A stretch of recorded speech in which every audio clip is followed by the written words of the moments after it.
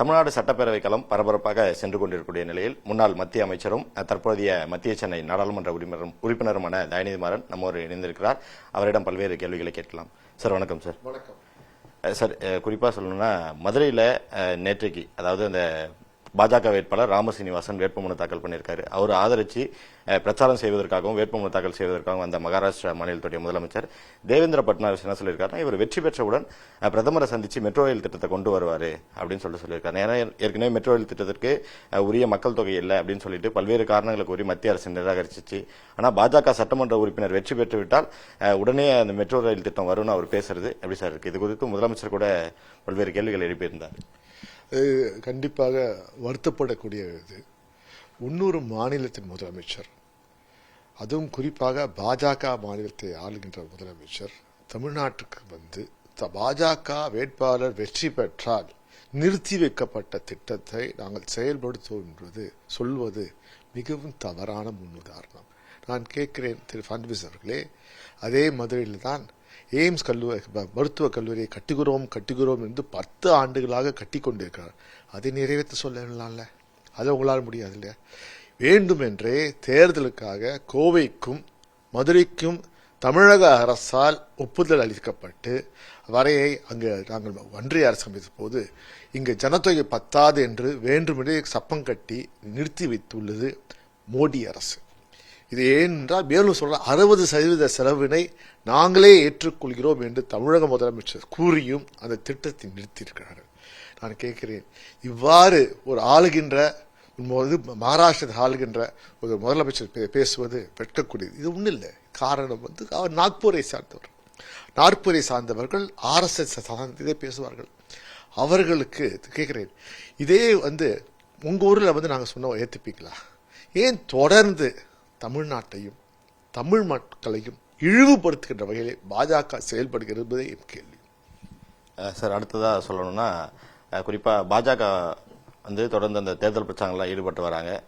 குறிப்பாக பாஜகவையும் திமுகவையும் தொடர்படுத்தி மேற்கு வங்கத்துடைய முதலமைச்சர் மம்தா பானர்ஜி பேசியிருக்காங்க. தேர்தல் ஆணையம் தேர்தல் அறிவித்து விட்டால் அந்த மாநிலங்கள்லாம் தேர்தல் ஆணையத்துடைய கண்ட்ரோலில் வந்துடும், அதிகாரிகளை மாற்றக்கூடிய அதிகாரம் அவங்களுக்கு இருக்கு. ஆனால் மேற்கு வங்கத்துடைய அதிகாரிகளை மாற்றுறதுல பாஜகவும் திமுகவும் ஒரு ரகசிய கூட்டு இருக்கிறதா திமுக மீது ஒரு குற்றச்சாட்டை மம்தா பானர்ஜி வச்சிருக்காங்க. அதை எப்படி சார் பாக்குறீங்க? தமிழ்நாட்டின் எதிரி பாஜக, தமிழ்நாட்டின் எதிரி மோடி, தமிழ்நாட்டின் எதிரி திரு அமித்ஷா.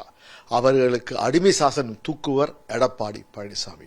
எந்த காலத்திலும் எந்த நேரத்திலும் பாஜகவை இந்தியாவில் எதிர்த்து நிற்கின்ற ஒரே தலைவர் யார் என்றால் அது முத்துவேல் கருணாநிதி ஸ்டாலின்.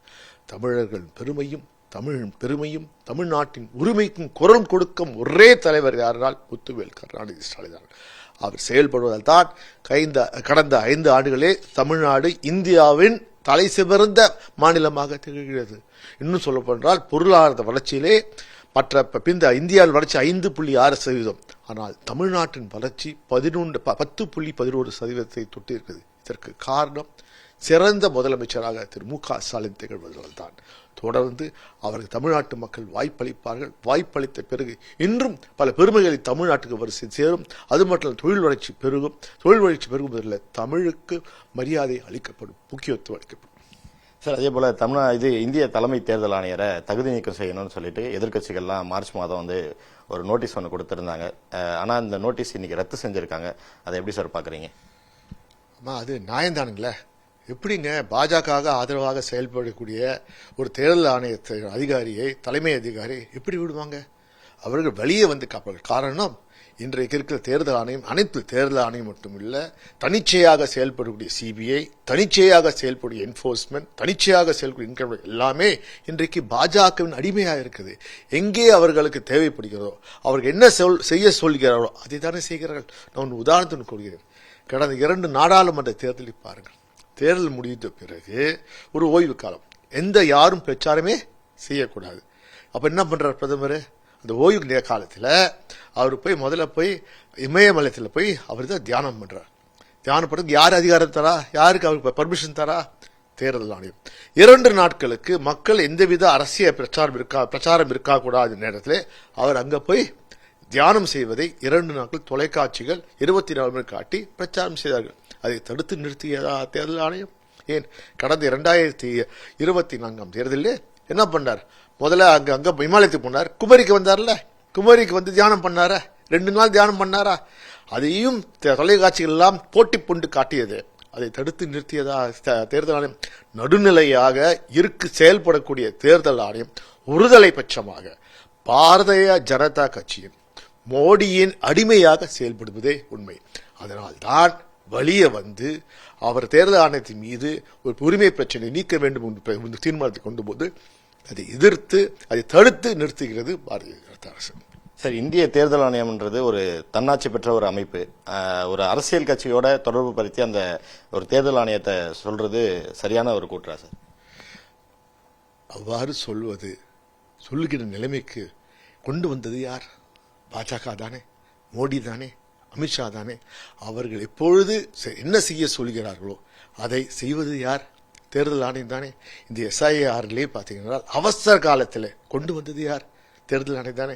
ஏன் தேர்தல் முடிந்த பிறகு செய்திருக்கலாமே? நாங்கள் என்ன சொன்னோம்? எப்பா, ஒரு பேங்க் அக்கௌண்ட் ஓபன் பண்ணா ஆதார் கார்டு கேட்குறீங்க. இதே வந்து ஒரு கம்பெனியை நாங்கள் ஸ்டார்ட் பண்ணா ஆதார் கார்டு கேட்குறீங்க. பாஸ்போர்ட்டுக்கு விண்ணப்பிக்கணும்னா அதுக்கு ஆதார் கார்டு கேட்குறீங்க. எல்லாத்துக்கும் ஆதார் கார்டு கேட்குறீங்களே. ஏன் ஓட்டர் ஐடிக்கு ஆதார் கார்டை இணைக்கக்கூடாது கேட்டோம். நினைத்து பாருங்கள். ஓட்டர் ஐடியும் ஆதார் கார்டு இணைத்தால் பிரச்சனையே இல்லையே. யார் எந்த ஊர்ல இருக்காங்கன்னு முடிஞ்சு போயிருக்குமே. ஏனால் அவ்வாறு செய்தால் பாஜக திட்டமிட்டு பொய் வாக்குகளை ஓட்டர்களை சேர்க்க முடியாது. அதற்காக செய்துதான் தெரியல. அப்ப அதிலே தெரியலையா தேர்தல் ஆணையம் எவ்வாறு பாஜக அடிமையாக இருக்கிறது என்றது.